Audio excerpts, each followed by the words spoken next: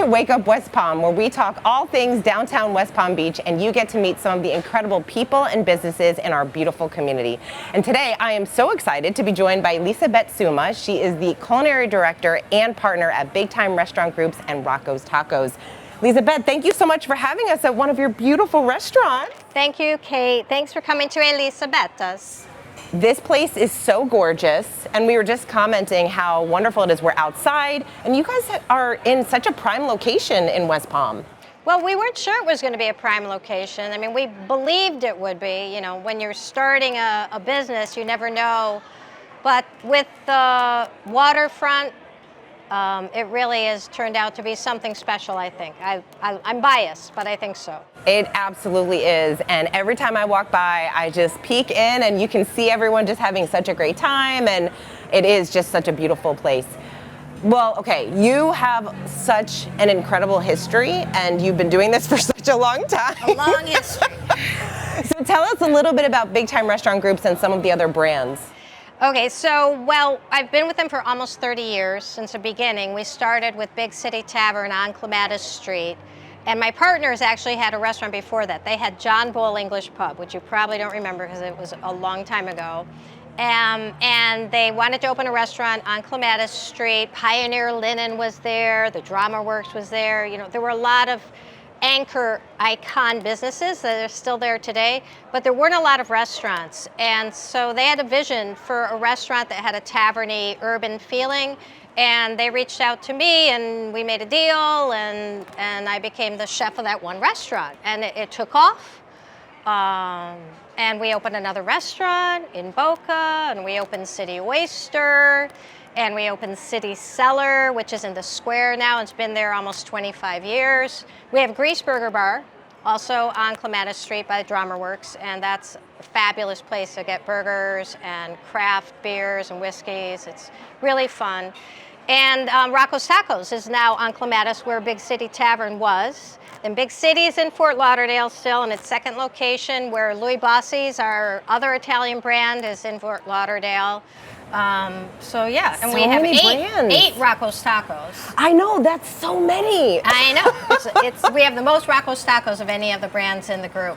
4 Italian restaurants. Wow, that is wild. So how do you decide? I mean, again, you've been doing this for such a long time. How do you decide where to open restaurants, what type of restaurants to open?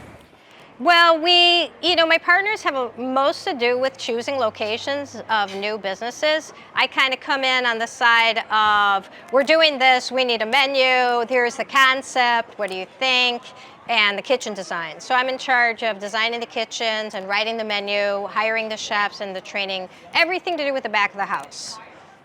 So you are from Chicago originally. Yep. Came down. Yeah. So So tell us about how you even got in the restaurant business, because you thought you were going to be an actor. Yeah, I was studying at the Goodman School of Drama in Chicago, and I actually didn't complete my years there. I had really bad migraine headaches.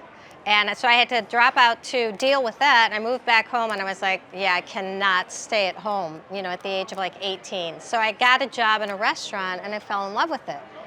So then I thought to myself, well, if I'm going to do this, I need to work in a really, really good restaurant. So I went to like the back kitchen door of an excellent French restaurant that was nearby where I lived.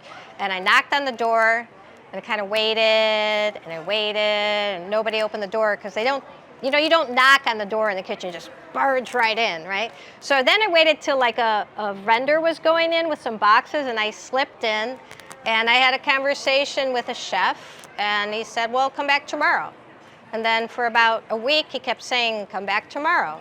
So I did that. And then eventually he offered me a job. It was for very little money. I was the only woman in the kitchen. And that's how I started. And I fell in love with it. And luckily for me, it's been a career that I love and still am excited about. And so I've just been doing it and rolling with the punches. That is so for anyone out there, when you have a dream, it's about being persistent. I mean, that's so awesome that you just kept going back and showing up, knowing that you wanted to get into this industry, and look what happened. Yeah, it paid off, and I kept with it, and the people around me stuck with me too. So They put up with a lot. So what do you like best about what you do? The people, the kids, for a lot of young people, it's their first job because you don't have to have a degree, and like me, they want to get out of the house and they may be in between, like in the summertime, in between coming home from school, from college.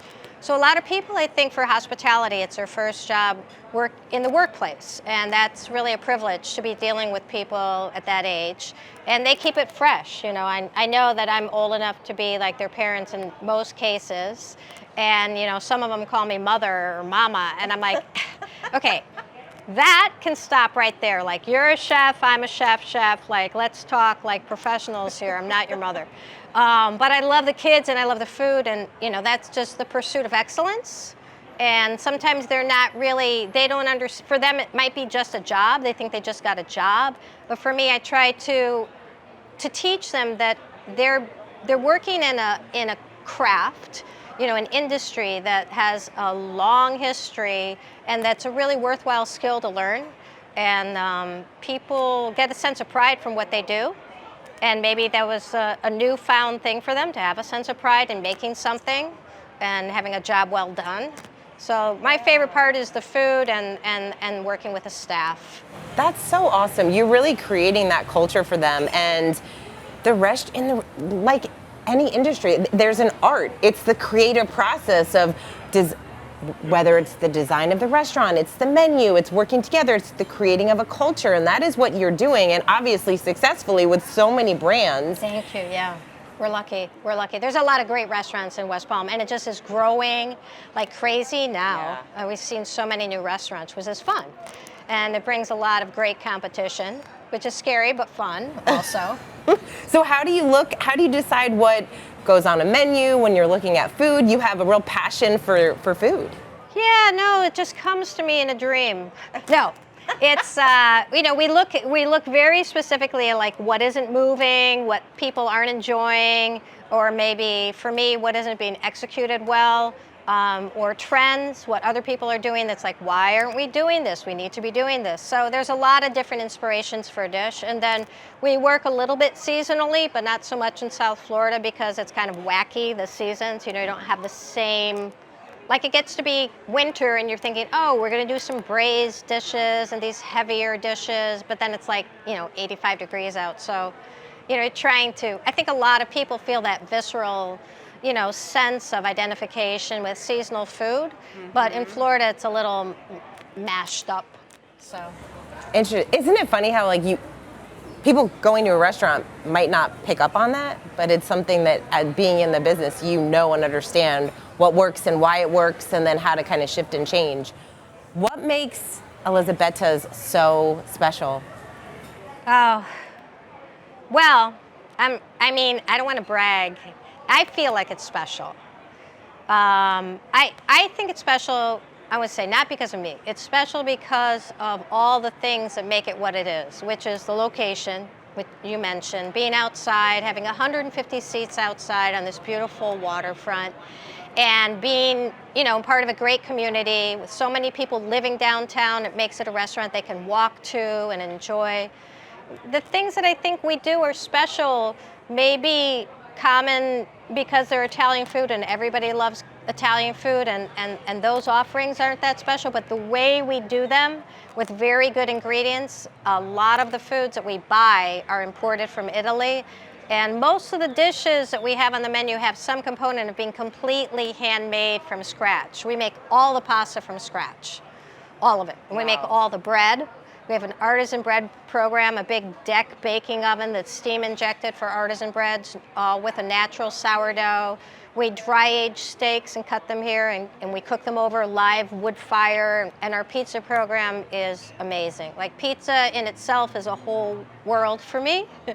And we're pretty intense about what we do. We talk pizza a lot. And sauce and flavors and gelato. We make all the gelatos. So it's making everything by hand that, for me, makes it special. Do you have a favorite dish that everyone should try? Yes, I have a couple of favorite dishes, but one of them is the spaghetti carbonara. That's like I love it. I love it. It's like my go-to comfort food. Yeah, and I'm not the one making it on the line here because we have a fabulous staff, and I have a fabulous chef here. Chef Andres has been with the group for almost 10 years. He's been a chef in a couple of different concepts for us, and he opened in the Del Rey Elisabetta's, and now he's here in this location. But those guys are cooking for hundreds of people a night, and I don't move quite fast enough. They kind of kick me off the line, but I make this at home. I make it at home for my husband. It's one of my favorite typical Roman pastas. Very simple, very simple. Not easy to cook though. One of the more difficult pasta dishes to cook. Have you had it? I have not had it. Oh, you have to have it. Apparently I need to try it. You need to try it right away. Like now. Right away, get it out, bring it out. Yeah. All right, so speaking of people who are running the restaurant, you work with really amazing people. Obviously, you've had partners for a very long time. They are Why great. don't you introduce our guest today? Oh, I would love to introduce our guest. You haven't met her, have you? No, I mean today was the Okay. first day that I met her. Okay, well. And now we're fast Okay, friends. I'm so happy to have you get to chat with Christie Bellino. Christie is our Director of Operations. She's been with us for over 10 years. Hi, Christie. Hi. Hello. How are you? I'm so glad we're doing this. Yeah, this is so fun. Thanks for You know, you think of being the back of the house is like not where you get showcased, but people are so interested in the chef of the restaurant, right? It's all a big thing being a chef and everything, but really the person that's in charge of making it all come together is our Director of Operations, who is amazing. She's giving me goosebumps to introduce her. Because we've been doing this for a long time together, and she is really a tour de force, incredible leader. And I'm really happy you get to meet her and talk. We get to talk to her today. Me too. Well, we are so excited, and it's always fun to be able to talk to the behind-the-scenes people that are making everything happen, and especially with operations. Oh my gosh, if I had first think hiring, and especially over the past few years, and like what that's been looking like in the restaurant business. So tell us about your role in hiring and finding the right people to run all these beautiful restaurants. Oh gosh, for a minute there, it was just finding any person to come in and work, really. But you know, the temperament and really just hiring in general has changed so much over the past 4 years. You know, the training that we do with everybody we bring on has multiplied by 10 or 20 because we're seeing people moving into the hospitality industry that maybe didn't choose it as their career at first, right? So the questions we used to ask when hiring about, can you name some varietals from Burgundy? Can you talk to me a little bit about what you would pair with this dish? Like those questions now are part of our training process.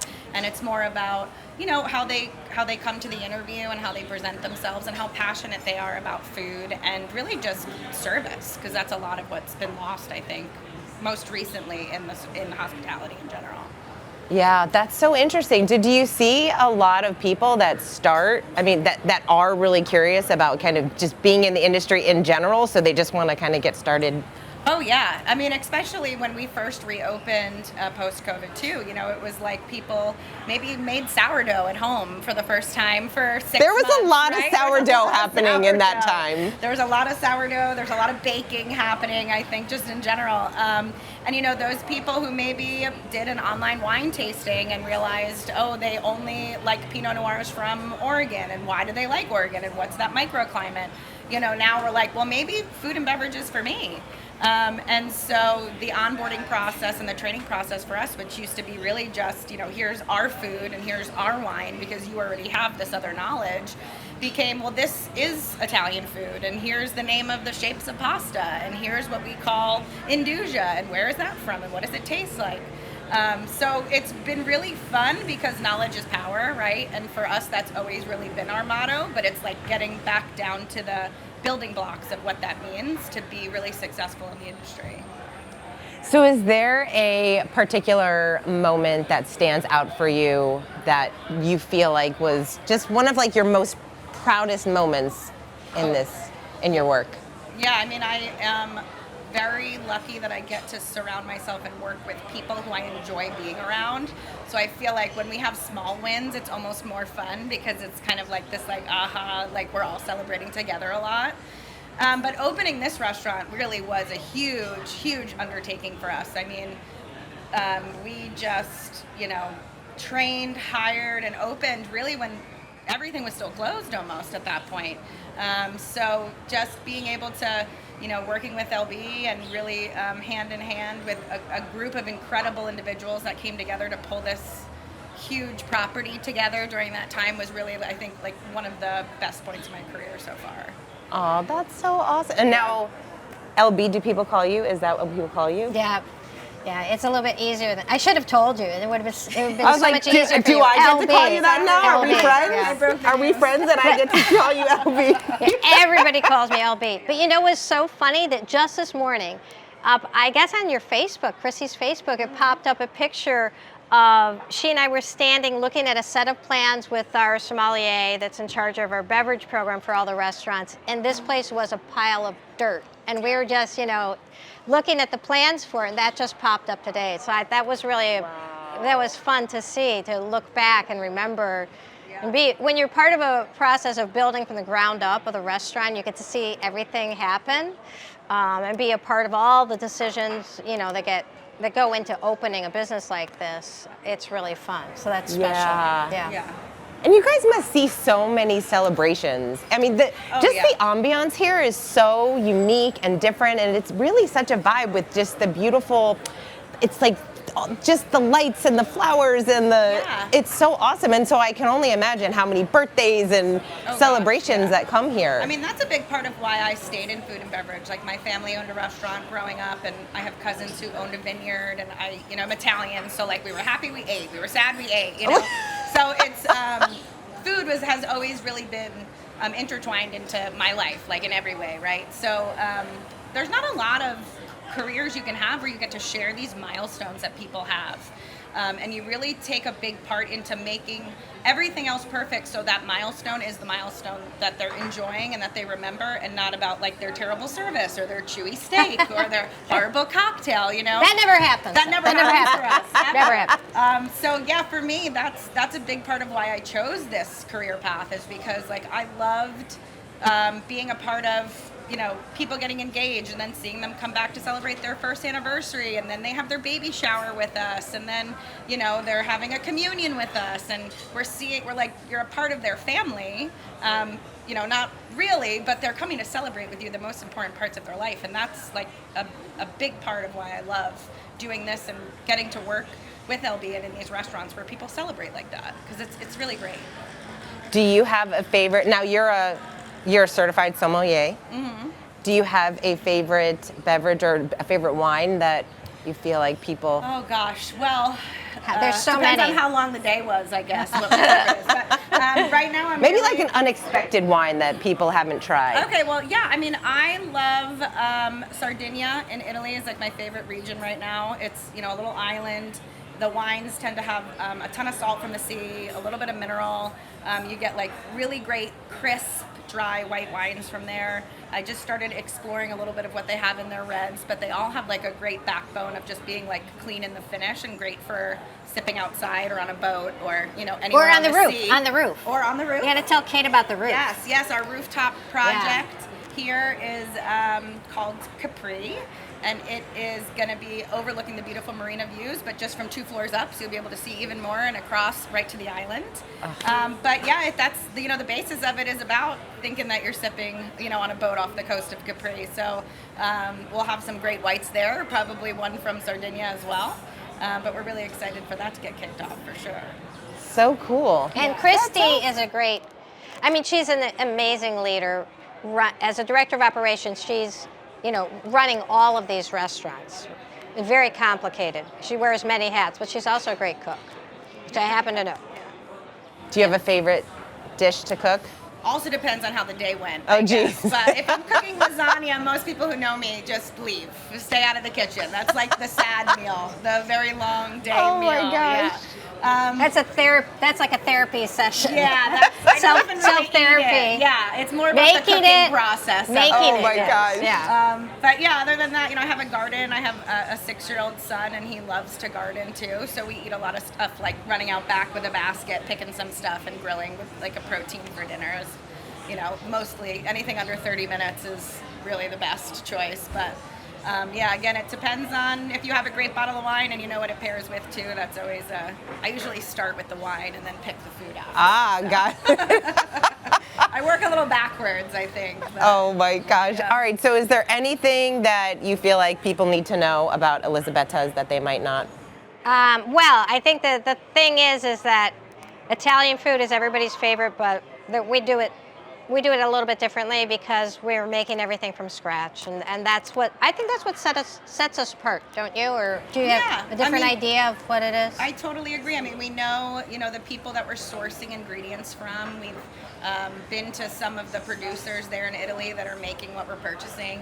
We're verifying the quality of what we buy, and I think that really sets us apart from, just bringing in any product at the right price. It's really about where it comes from and the love they put into it and how we finish it and put it on a plate. And she seems really nice, but the restaurant has standards. We have standards in the back of the house. Very nice, I think. You are very nice. But to work here, there's some rigor and some discipline in, like, Christie's really passionate about the level of service at the table, and that whole thing of making people feel welcome. It doesn't come naturally to everybody. So there is a really intense training program. So we have a great staff, and I think that sets us apart as well. Or we try to set ourselves apart by focusing on that as an enterprise in hospitality. It's all about the guest, and it's all about making sure that our staff are happy too, so that they can be happy serving the guest. Of course. Yeah, that's central to the culture we try to create. Beautiful. Well, LB, thank you so much. Christy, thank you so much. This Thanks, was so Kate. fun. Yeah, this is so fun. Thanks for sharing. And hey, if you have not been to Elisabetta's, what are you doing? You need to come. Get to come the on roof. by. Yes. Come and have Get a to glass the of roof. wine on the roof. Yeah. That's right. Visit Bar Capri. Yeah. Yeah, so much to do. So much to do. So thank you so much for having us here. We Thanks. so appreciate Yeah. it. It was Thank great. you all so much for watching, and we look forward to seeing you next time.